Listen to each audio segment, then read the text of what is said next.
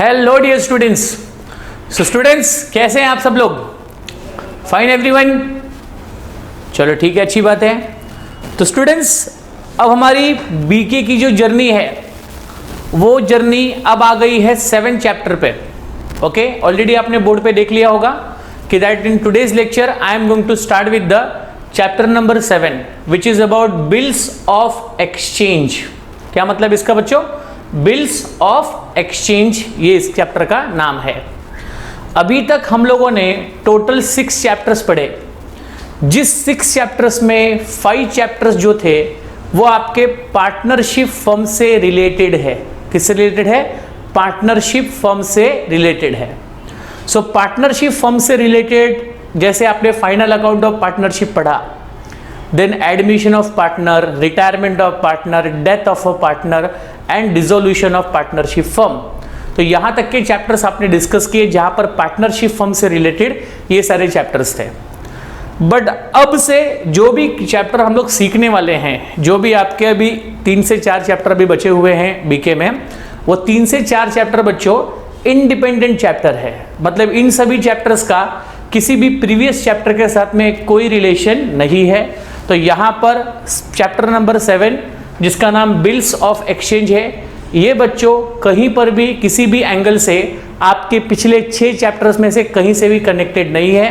तो इस चैप्टर को स्टडी करने के लिए आपका माइंडसेट एकदम डिफरेंट होना चाहिए। तो ज़रा सा भी किसी भी प्रकार का पार्टनरशिप फर्म का रूल्स एंड रेगुलेशंस या कोई भी ऐसी चीज़ जो अभी तक आपने पढ़ी है वो सब आपको यहाँ पर बिल्कुल भी अप्लाई नहीं करनी है, because it is totally a different chapter compare to other. Correct है, जो अभी तक आपने पढ़ा। चलिए ध्यान दीजिए बच्चों, क्या होता है ये बिल्स ऑफ एक्सचेंज। अब इस चैप्टर के अंदर एक बात याद रखना कि आपको यहाँ पर जो क्वेश्चंस एग्जाम्स में आते हैं वो क्वेश्चंस एग्जाम्स में आप लोगों को इस चैप्टर से प्रैक्टिकल प्रॉब्लम भी पूछता है और इस चैप्टर से आप लोगों को एक बिल फॉर्मेट बनाने के लिए भी पूछा जाता है और इसी चैप्टर से आप लोगों को कुछ ऑब्जेक्टिव्स भी पूछे जाते हैं। करेक्ट है, तो ऑब्जेक्टिव्स भी आपको यहाँ से एक्सपेक्टेड है। बिल को बनाने का फॉर्मेट जो आपको 5 मार्क्स के लिए एग्जाम में पूछा जाता है वो भी 5 मार्क्स आपको इसी चैप्टर से मिलने वाला है। और प्लस एक practical problem of bill of exchange वो भी बच्चों इसी चैप्टर से आता है। तो आप मानकर चलिए कि ये चैप्टर आपके एग्जाम्स के लिए मोर देन 17 से 18 मार्क्स का इंपॉर्टेंस रखता है। करेक्ट है, 5 मार्क्स का फॉर्मेट, 10 मार्क से 8 मार्क के अराउंड आपको क्वेश्चन पूछा जाएगा और करीबन 2 से 3 मार्क्स का आपको ऑब्जेक्टिव आएगा।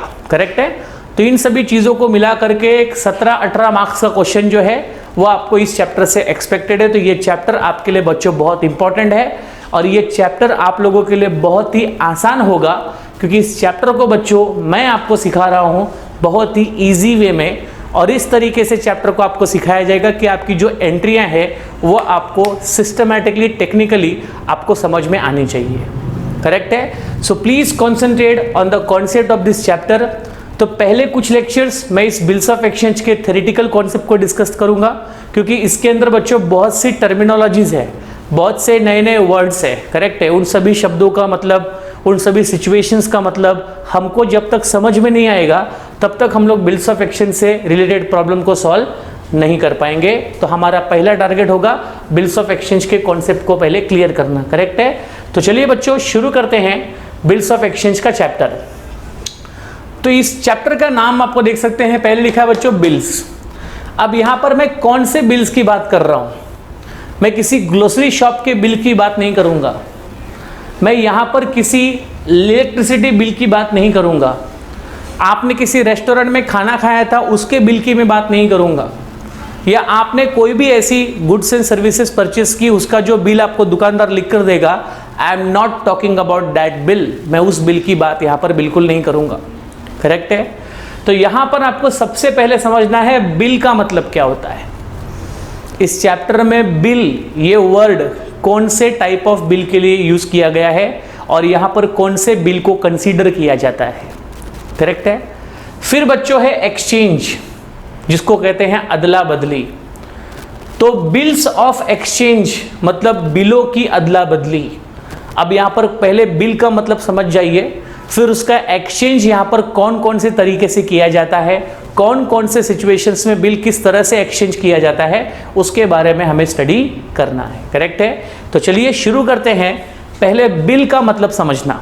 ओके, तो बिल का मतलब समझने के पहले एक बहुत ही फाउंडेशन लेवल की बात मैं आपको बताऊंगा, जहां से इस बिल को क्रिएट किया गया, जहां पर इस बिल की नेसेसिटी हुई है, जहां पर इस बिल की रिक्वायरमेंट हुई है। करेक्ट है? ध्यान दीजिएगा। तो बच्चों नॉर्मली अगर देखा जाए तो किसी भी बिजनेस के लिए या किसी भी अकाउंटिंग के लिए सबसे पहला स्टेप क्या होता है, सबसे पहली चीज क्या होती है? तो बच्चों सबसे पहली और सबसे बेसिक चीज होती है बच्चों ट्रांजैक्शन। क्या होती है? ट्रांजैक्शंस। ओके, तो बिजनेस के लिए अकाउंटिंग का जो सबसे पहला कदम होता है वो कहां से शुरू होता है बच्चों? ट्रांजैक्शन से। क्योंकि जब तक बिजनेस में ट्रांजैक्शंस नहीं होगा, जब तक बिजनेस में एक्सचेंज नहीं होगा, जब तक बिजनेस में लेन देन नहीं होगा, जब तक बिजनेस में कुछ आएगा नहीं, कुछ जाएगा नहीं, तब तक बिजनेस में कोई एक्टिविटी या परफॉर्म होने वाली नहीं है। तो बिजनेस की सबसे बेसिक एक्टिविटी में से जो एक्टिविटी है that is called as a transaction. Correct है? अब ट्रांजैक्शंस का नॉर्मल मतलब क्या होता है बच्चों? एक्सचेंज। क्या होता है? एक्सचेंज, लेन देन। ठीक है ना? उसको क्या कहते हैं? ट्रांजैक्शंस, जिसको हम लोग कह सकते हैं व्यवहार। क्या कहेंगे बच्चों? व्यवहार। व्यापार में क्या होता है? व्यवहार होता है। अब बच्चों देखा जाए तो आपको पता होगा, 11th में आपने सीखा होगा कि ट्रांजैक्शंस जो है वो दो टाइप के होते हैं। एक होता है बार्टर सिस्टम ऑफ ट्रांजैक्शन। क्या होता है? Barter system of transactions. और दूसरा होता है बच्चों monetary system of transaction. Correct है? तो एक होता है ट्रांजैक्शन कौन से सिस्टम का बच्चों? बार्टर सिस्टम का। और दूसरा ट्रांजैक्शन होता है बच्चों किसका? मॉनिटरी सिस्टम का। तो जब मैं बार्टर सिस्टम ऑफ ट्रांजैक्शंस की बात करता हूं तो बार्टर सिस्टम ऑफ ट्रांजैक्शंस ये तो पुराने जमाने का सिस्टम है, जहां पर गुड्स एंड सर्विसेज के बदले में गुड्स एंड सर्विसेज को एक्सचेंज किया जाता था। गुड्स के बदले में गुड्स, सर्विस के बदले में सर्विसेज, एक दूसरे के वांट को सेटिस्फाई करने के लिए ये सिस्टम अवेलेबल था। करेक्ट है? जहां पर वस्तुएं देकर वस्तुएं ली जाती थी, सेवाएं देकर के सेवाएं ली जाती थी। तो ये था बच्चों बार्टर सिस्टम, जो कि एक जुने जमाने का सिस्टम है, एक ट्रेडिशनल सिस्टम है। हम इस बार्टर सिस्टम को बच्चों इस जमाने में कंसीडर नहीं करते, तो मैं बार्टर सिस्टम से रिलेटेड यहाँ पर कोई बात करना पसंद नहीं करूँगा, because we are not into this system. Okay, but we only know about this system. क्या? कि ये सिस्टम ट्रेडिशनल सिस्टम है, जहाँ पर गुड्स एंड सर्विसेज के बदले में गुड्स एंड सर्विसेज एक्सचेंज किए जाते थे। और उस सिस्टम में काफ़ी सारे डिसएडवांटेजेस होने की वजह से वो सिस्टम को यहाँ पर चेंज करके क्या लाया गया बच्चों? Monetary system. तो आज हम और आप कौन से सिस्टम में काम करते हैं बच्चों? मॉनिटरी सिस्टम में, जहां पर किसी भी टाइप का एक्सचेंज जो है वो मनी के अगेंस्ट ही किया जाता है। करेक्ट है? तो जब किसी भी प्रकार का एक्सचेंज पैसे और पैसे के जैसे किसी चीज की मदद से की जाएगा, उसको हम लोग कहेंगे बच्चों मॉनिटरी सिस्टम। करेक्ट है? अब मॉनिटरी सिस्टम में अगर देखा जाए तो ट्रांजैक्शंस के बच्चों दो टाइप होते हैं। In monetary system transactions is having two types. First is known as a cash transaction, एक जिसे हम क्या कहते हैं बच्चों? Cash transaction. और दूसरा जिसे हम कहते हैं बच्चों क्रेडिट ट्रांजैक्शन। मेरे साथ में अगर आप चाहो तो रनिंग नोट्स ले सकते हो, मेरे साथ साथ में आप किसी नोटबुक में ये सारी बातें जो भी आपको इंपॉर्टेंट लगती है उनको आप नोट डाउन करते जाओगे तो भी अच्छा रहेगा आपके लिए। तो हम लोग बच्चों मॉनिटरी सिस्टम की बात कर रहे हैं, जिस सिस्टम के अंदर गुड्स एंड सर्विसेज की जो अदला बदली है वो मनी के मदद से की जाती थी, पैसों की बदौलत की जाती थी, उसको कहते हैं मॉनिटरी सिस्टम। करेक्ट है? तो मनी का सिस्टम में अगर देखा जाए तो ट्रांजैक्शन के बच्चों दो टाइप है, एक है कैश ट्रांजैक्शन और दूसरा क्या है बच्चों? Credit transaction. क्या है बच्चों? एक कैश ट्रांजैक्शन और दूसरा क्या है? Credit transaction. Okay everyone? अब बच्चों आपको ऑलरेडी ये तो पता होगा कि कैश ट्रांजैक्शन में क्या होता है और क्रेडिट ट्रांजैक्शंस में क्या होता है। यस, कैश ट्रांजैक्शन में सिंपल सी बात है कि अगर कोई भी बायर सेलर के पास जाता है किसी गुड्स एंड सर्विसेज को परचेस करने के लिए, तो वो बायर अपनी पसंदीदा गुड्स एंड सर्विसेज वहाँ से लेता है और उसके बदले में जो पैसा है वो इमीडिएटली पेड कर देता है। तो कैश ट्रांजैक्शन में क्या होता है? The settlement between the buyer and seller done immediately. तो बायर और सेलर के बीच का जो सेटलमेंट है, बायर और सेलर के बीच का जो ट्रांजैक्शंस है वो ऑन द स्पॉट वहीं पर फिनिश हो जाता है। गेटिंग द पॉइंट और नॉट? तो कहने का मतलब क्लियर है कि कैश ट्रांजैक्शन में settlement of the payment is done on the spot. Clear है? बायर सामान लेकर आएगा और उसके अगेंस्ट में इमीडिएटली उसको पेमेंट कर देगा। तो ये हुआ कैश ट्रांजैक्शन, आपने सामान लिया, आपने पैसा दिया। क्लियर है यहाँ तक? तो ये तो नॉर्मल सी बात है सर, कैश ट्रांजैक्शन तो एक सामान्य सी बात है कि कोई भी सामान, कोई भी सेवा अगर आप लेते हो और उसके बदले में आपने अगर पैसे तुरंत दे दिए हैं तो उसे हम कहेंगे कैश ट्रांजैक्शंस। क्लियर? दूसरा होता है बच्चों क्रेडिट ट्रांजैक्शंस। अब क्रेडिट ट्रांजैक्शंस में क्या होता है? The settlement of the transaction between the buyer and seller is made in future. Made in क्या बच्चों? फ्यूचर। मतलब यहां पर जो सेटलमेंट है ट्रांजैक्शंस का बायर और सेलर के बीच में वो ऑन द स्पॉट नहीं होता। तो immediate settlement, on the spot settlement कहां पर होता है? कैश ट्रांजैक्शन में। क्रेडिट ट्रांजैक्शन में सेटलमेंट ऑन द स्पॉट नहीं होता। करेक्ट है? तो यहां पर क्रेडिट ट्रांजैक्शंस में एग्जैक्टली क्या होता है कि यहां पर जो बायर एंड सेलर का जो रिलेशन है वो बच्चों फ्यूचर तक जाता है। क्यों? क्योंकि यहां पर कोई बायर अगर किसी सेलर के पास जाकर किसी गुड्स एंड सर्विसेज की अगर डिमांड करता है तो वो गुड्स एंड सर्विसेज के बदले में वो इमीडिएट पेमेंट नहीं करता। बायर जो है वो गुड्स एंड सर्विसेज के बदले में इमीडिएट पेमेंट नहीं करता।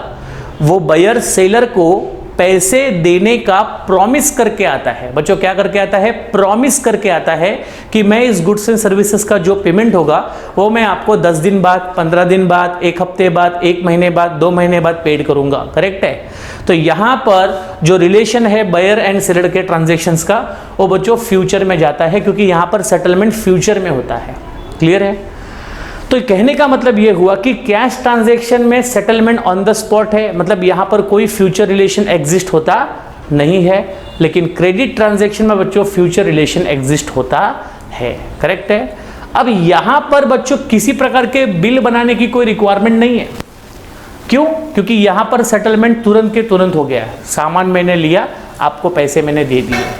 बट यहाँ पर सेटलमेंट तुरंत नहीं हो रहा है, मतलब यहाँ पर हमें बिल बनाने की आवश्यकता होगी और यहाँ पर हमें उस लीगल एग्रीमेंट को लाना पड़ेगा, जिस लीगल एग्रीमेंट के अकॉर्डिंगली सेलर के द्वारा बायर को गुड्स एंड सर्विसेज जो है वो क्रेडिट पे सप्लाई की जाएगी, क्रेडिट पे सोल्ड किया जाएगा। करेक्ट है? जिसका पेमेंट बायर अपने को फ्यूचर डेट पे करेगा। अभी बायर अपने को उसका पेमेंट फ्यूचर डेट पे करेगा या नहीं करेगा, उसकी क्या गारंटी है? उसकी कोई गारंटी नहीं है। करेक्ट है? वो बायर अगर आपके पहचान का रहा, आप उसको जानते हो, आपने पहले उसके साथ अगर रिलेशन किया है तो कोई दिक्कत नहीं है।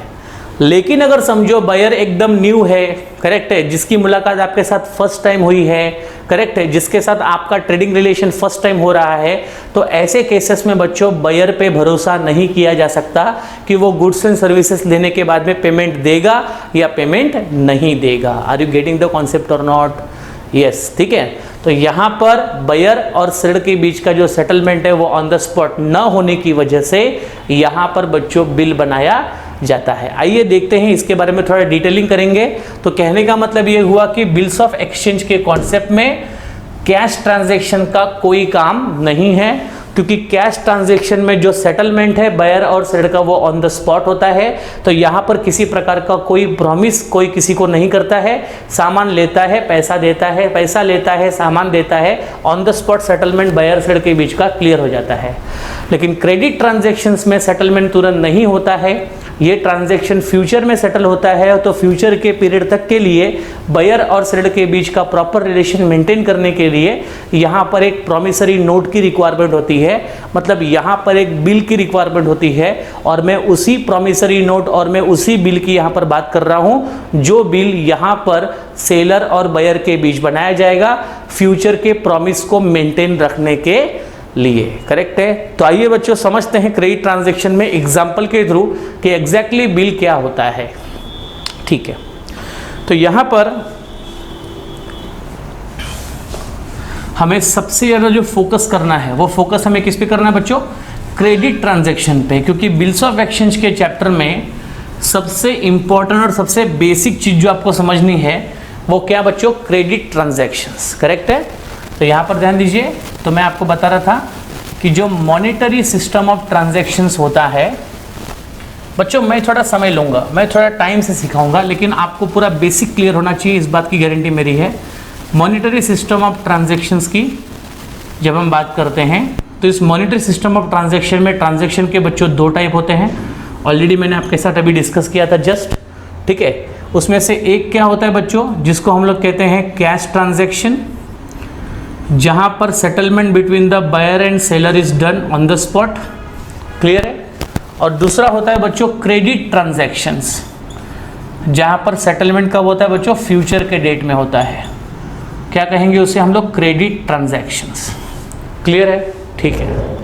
अभी कैश ट्रांजैक्शन में क्या होगा एग्जैक्टली, एक तरफ समझो मिस्टर एक्स है, ध्यान दीजिएगा, एक तरफ मिस्टर एक्स है और दूसरी तरफ बच्चों मिस्टर वाई है, ठीक है। मिस्टर एक्स को हम लोग यहाँ पर कहते हैं समझो सेलर, और मिस्टर वाई को समझो यहाँ पर हम क्या कहते हैं बच्चों, बायर, क्लियर है। Mister X as a seller goods and services किसको सप्लाई करेगा, मिस्टर वाई को। As a buyer mister Y क्या करेगा, उससे परचेस करेगा, और इस गुड्स एंड सर्विसेज के सप्लाई के अगेंस्ट में मिस्टर वाई क्या करेगा बच्चों, तुरंत पेमेंट दे देगा किसको, मिस्टर एक्स को। तो कहने का मतलब ये हुआ कि मिस्टर एक्स के पास से जो भी गुड्स एंड जो भी सर्विसेज है, ठीक है ना, गुड्स यहाँ पर क्या हो रहा है बच्चों, सेल हो रहा है, और मिस्टर वाई के पास से मिस्टर एक्स को क्या हो रहा है बच्चों, कैश पेड किया जा रहा है, ओके। तो देखो गुड्स यहाँ पर सेल हुआ, कैश यहाँ पर पेड हुआ, गुड्स यहाँ पर सेल हुआ, कैश यहाँ पर पेड हुआ, और ये सारा सेटलमेंट बच्चों ऑन द स्पॉट हुआ। जैसे ही गुड्स बेचा गया वैसे ही कैश पेड कर दिया गया। तो जब गुड्स को बेच करके तुरंत अगर हमें कैश मिल जा रहा है तो यहाँ पर कोई फ्यूचर रिलेशन एक्स और वाई को मेंटेन करने की रिक्वायरमेंट नहीं है, ठीक है ना। क्या गरज है मिस्टर एक्स को मिस्टर वाई के बारे में जानने के लिए और मिस्टर वाई को मिस्टर एक्स के बारे में जानने के लिए। मिस्टर वाई को गुड्स चाहिए था, उसको गुड्स मिल गया, उसके बदले में मिस्टर एक्स को कैश चाहिए था, मिस्टर एक्स को कैश मिल गया, इनके बीच का सेटलमेंट ऑन द स्पॉट हो गया, काम खत्म, क्लियर है यहाँ तक, यस। तो हम लोग इसकी डिस्कशन अभी बिल्कुल नहीं करेंगे, ये मैंने आपको एग्जाम्पल के थ्रू समझा दिया कि कैश ट्रांजेक्शन एग्जैक्टली क्या होता है, ठीक है, यस। दूसरा आपका बच्चों है क्रेडिट ट्रांजेक्शन्स। क्रेडिट ट्रांजैक्शन मतलब ऐसा ट्रांजैक्शन जिस ट्रांजैक्शन में क्रेडिट बेसिस पे, मतलब उधार लेने और उधार देने के बेसिस पे व्यवहार किए जाते हैं। कहाँ पर बच्चों, क्रेडिट ट्रांजैक्शंस में, ठीक है ना। तो क्रेडिट ट्रांजैक्शंस में अगर मैं एग्जांपल्स को कंटिन्यू करता हूँ तो वहाँ पर एग्जांपल में किस तरह से बच्चों समझाऊंगा आपको। तो यहाँ पर समझो अगर एक तरफ आई कैन से कि एक तरफ समझो एग्जाम्पल मिस्टर राम है और एक तरफ बच्चों मिस्टर श्याम है, करेक्ट है। तो एक तरफ मिस्टर राम और एक तरफ मिस्टर श्याम है बच्चों, ठीक है। मिस्टर राम को हम लोग कंसीडर कर लेते हैं एज अ सेलर और मिस्टर श्याम को कंसीडर कर लेते हैं हम लोग एज अ बायर, क्लियर है, ठीक है। तो mister Ram will be a seller and mister Shyam will be a buyer, और यहाँ पर ट्रांजैक्शन कौन सा होगा बच्चों, क्रेडिट ट्रांजैक्शन होगा, उधार का व्यवहार होगा। क्या होगा, उधार का व्यवहार, ठीक है, ध्यान दीजिएगा। अब यहाँ पर क्या होगा, मिस्टर राम और मिस्टर श्याम के बीच में क्रेडिट ट्रांजैक्शंस होने जा रहा है। क्या होने जा रहा है बच्चों, क्रेडिट ट्रांजैक्शन होने जा रहा है, जहां पर मिस्टर राम को क्या करना है, तो मिस्टर राम को बच्चों गुड्स सप्लाई करना है। Mister Ram is going to supply the goods to mister Shyam. तो यहाँ पर गुड्स जो है वो सेल कर दिया गया, किसको, मिस्टर श्याम को। लेकिन मिस्टर श्याम ने मिस्टर राम को ऑन द स्पॉट पेमेंट नहीं किया। मिस्टर श्याम ने मिस्टर राम को ऑन द स्पॉट पेमेंट नहीं किया, तो मिस्टर श्याम ने यहाँ पर मिस्टर राम को बच्चों क्या दिया है मालूम है, प्रॉमिस दिया है। क्या दिया है, प्रॉमिस टू पे। क्या दिया है, प्रॉमिस टू पे। तो मिस्टर श्याम ने गुड्स के बदले में मिस्टर राम को पैसे नहीं दिए, क्या दिया, प्रॉमिस दिया, वादा दिया। वादा किस चीज़ का, टू पे, कि मैं आपको इस गुड्स के पैसे दे दूंगा, इस गुड्स के पैसे मैं आपको पे करूंगा। ऐसा प्रॉमिस मिस्टर श्याम ने किसको किया, मिस्टर राम को किया। तो प्रॉमिस टू पे ये मिस्टर श्याम के द्वारा किसको दिया गया, मिस्टर राम को दिया गया। एग्रीड नाउ, ठीक है। अब बच्चों ये जो प्रॉमिस टू पे है, ये जो प्रॉमिस वाली बात है, तो मिस्टर श्याम मिस्टर राम को जो प्रॉमिस दे रहा है, तो बच्चों प्रॉमिस तो दोनों फॉर्मेट में हो सकता है, ओरल फॉर्मेट में भी हो सकता है और रिटन फॉर्मेट में भी हो सकता है, करेक्ट है। तो मिस्टर श्याम बोलेगा मिस्टर राम को, राम मुझ पे भरोसा करो, मैं इस गुड्स का पैसा आपको 2 हफ्ते बाद या फिर 1 महीने बाद आपको पे कर दूंगा, करेक्ट है। अब मिस्टर राम बोलेगा यार मिस्टर श्याम तो मेरे लिए एकदम नया कस्टमर है, मैं तो इसके बारे में जानता भी नहीं, तो इसके शब्दों पे मैं कैसे विश्वास कर लूँ। कल अगर मिस्टर श्याम पैसे देने से मुकर गया तो कल मैं इसके खिलाफ कोई भी एविडेंस मेरे पास नहीं है, कोई भी प्रूफ मेरे पास नहीं है जो मैं इसके खिलाफ लड़ने के लिए यूज़ कर सकूं। करेक्ट है? यस। तो यहाँ पर बच्चों जब मिस्टर राम के मन में ये क्वेश्चन मार्क आता है कि मिस्टर श्याम तो कह रहा है, ओरली प्रॉमिस कर रहा है कि इस गुड्स का पैसा मैं आपको फ्यूचर में पे कर दूंगा, लेकिन ओरल प्रॉमिसेस को लॉ में बिल्कुल भी बच्चों जगह नहीं होती है और इसको कहीं पर भी एविडेंस नहीं माना जाता है, कहीं पर भी प्रूफ माना जाता नहीं है। तो मिस्टर राम ने कहा देख भाई श्याम, तुझे मैंने गुड्स तो दे दिया, लेकिन तू मुझे पैसा देगा या नहीं देगा इसकी मुझे कोई गारंटी नहीं है, क्योंकि आप मेरे लिए न्यू कस्टमर हो, आप मेरे लिए नए बायर हो। तो आप अगर मेरे पास से गुड्स उधार पे परचेस करते हो तो उसके बदले में आप जो मुझे प्रॉमिस करोगे वो प्रॉमिस आपका रिटर्न फॉर्मेट में होना चाहिए। क्या होना चाहिए बच्चों? रिटर्न फॉर्मेट में प्रॉमिस होना चाहिए। ओरल फॉर्मेट में प्रॉमिसेस यहाँ पर बिल्कुल भी एक्सेप्टेड नहीं होता है, रिटर्न फॉर्मेट में प्रॉमिस होना चाहिए।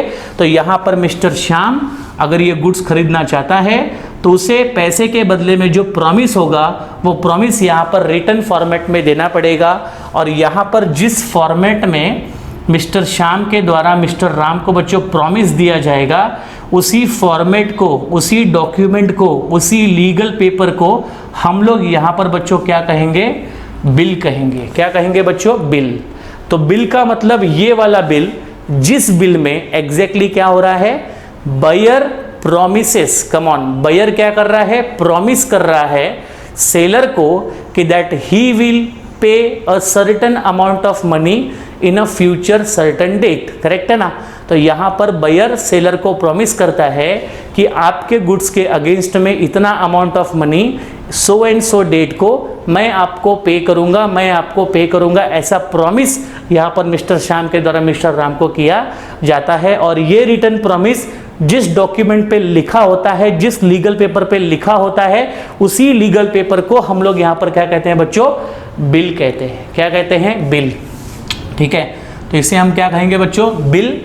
ठीक है, तो बिल का मतलब आपको समझ में आ गया होगा कि बिल का मतलब है यहाँ पर एक प्रकार का प्रॉमिसरी नोट, जिस नोट के अंदर बायर के द्वारा सेलर को रिटर्न प्रॉमिस किया जाता है कि आपके द्वारा जो गुड्स मैंने लिए हैं उसके कंसिडरेशन उसके बदले में जो पैसा है वो पैसा मैं आपको फ्यूचर डेट पे इतना इतना अमाउंट ऑफ मनी आपको पे करूंगा, ऐसा प्रॉमिस यहाँ पर मिस्टर श्याम के द्वारा मिस्टर राम को किया गया, बायर के द्वारा सेलर को किया गया। और ये प्रॉमिस जिस डॉक्यूमेंट पे कंटेन होता है, जिस डॉक्यूमेंट पे लिखा होता है, उसी डॉक्यूमेंट को यहाँ पर हम लोग क्या कहते हैं बच्चों? बिल कहते हैं। करेक्ट यहाँ तक? ठीक है। अब इस केस में एक और बात याद रखना कि बच्चों जब कभी भी क्रेडिट ट्रांजैक्शंस होता है, जब कभी भी क्रेडिट ट्रांजैक्शन होता है, जब कभी भी वो ट्रांजैक्शन होता है जो ट्रांजैक्शन क्रेडिट बेसिस पे होता है, उधार के बेसिस पे होता है, तो ऐसे केसेस में बायर और सेलर ये वर्ड न यूज करके हम उसकी जगह पे अगर क्रेडिटर और डेटर वर्ड अगर यूज करेंगे तो ये बच्चों ज़्यादा रिलेवेंट होगा। करेक्ट है? तो मैं यहाँ पर आपको बताना चाहूँगा कि क्रेडिट ट्रांजैक्शन में जो सेलर होता है, कम ऑन, क्रेडिट ट्रांजैक्शन में जो सेलर होता है उसे हम लोग कहते हैं बच्चों क्रेडिटर। क्या कहते हैं? क्रेडिटर। तो आपको पता चलना चाहिए कि मैं क्रेडिटर किसे कह रहा हूँ, तो मैं क्रेडिटर सेलर को कह रहा हूँ जिस सेलर ने क्रेडिट पे गुड्स सेल किया। करेक्ट है? तो क्रेडिटर मैं उस सेलर को कह रहा हूँ जिसने क्रेडिट पे गुड्स सोल्ड किया, जिसने उधार पे गुड्स बेचा। करेक्ट है?